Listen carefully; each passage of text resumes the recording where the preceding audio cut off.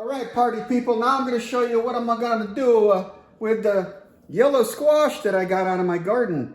They're so plentiful and huge. I'm going to make a bake. I'm going to make a simple vegan bake because mommy is a vegan during the week and this is going to be part of her meal prep. So what I did is I got these, I cleaned them off, the squash, the yellow squash. I put a whole can of peeled Italian style tomatoes in here. I'm going to put a whole tomato in with it. A whole sliced or diced yellow onion in here with it. Let's get that in there. Let's get us a proper tool over here. We'll get that onion in there. And we're going to put some garlic. You know I like the garlic. We're going to put the garlic in. The next thing you're going to want to do is spray the pan so that the yellow summer squash do not stick to the bottom. All right. Then we want to cut the summer squash into like maybe 1/4 inch thick pieces and put them at the bottom of the pan in layers. We're going to make layers here. Look how beautiful that summer squash is, baby. Woo! That's probably going to be enough for a layer right there. Put this in the compost.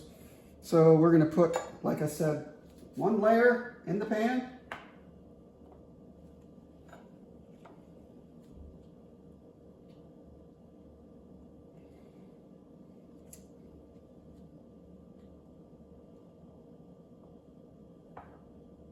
And that's good, baby. Now we're gonna put some salt and pepper on that, baby. Fresh cracked salt.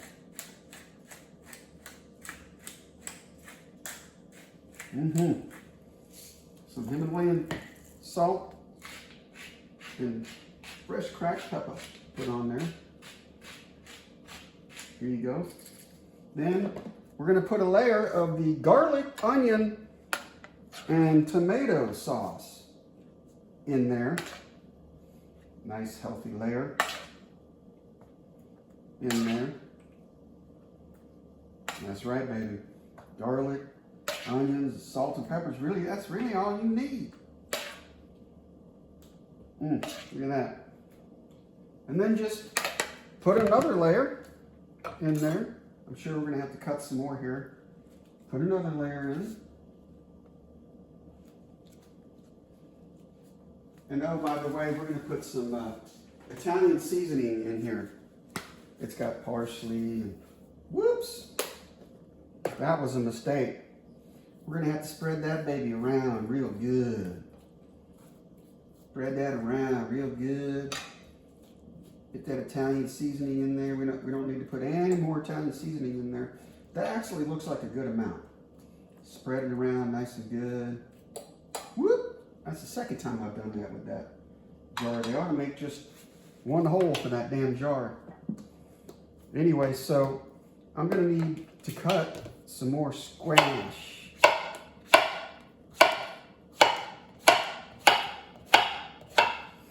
Put another layer in there. You see how it goes? Just layer, layer, layer. Put another layer in there.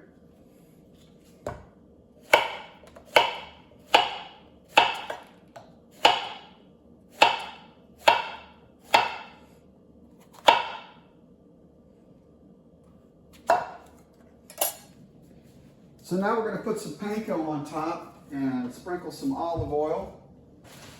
Got panko. Japanese panko is what I like to use.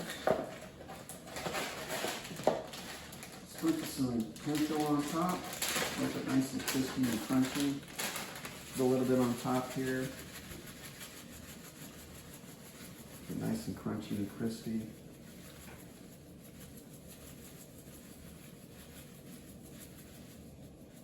Panko. You're going to put a pretty good amount of olive oil on here. That also makes it nice and yummy. That's probably enough panko. I'm gonna put a little bit more salt on here. I tend not to use enough salt for obvious reasons. Keep that blood pressure lower.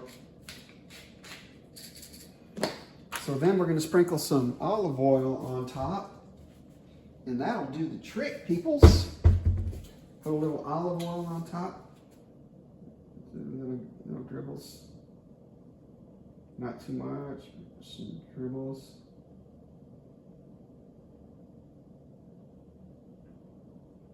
Oh yeah, that's nice. That's a nice. And there we go. See how pretty that is? Now we're going to put it in the oven for 1 hour on 350, and I'll get right back to you and show you what it looks like. Woo! That's what I'm talking about, baby. Doesn't that look delicious? The panko came out crunchy, and the squash is nice and cooked. It's a little firm, and then in the middle, it's real soft. Oh my God, it is perfect. So if you like my material, hit subscribe and go to the next video. Peace out, and thank you so much.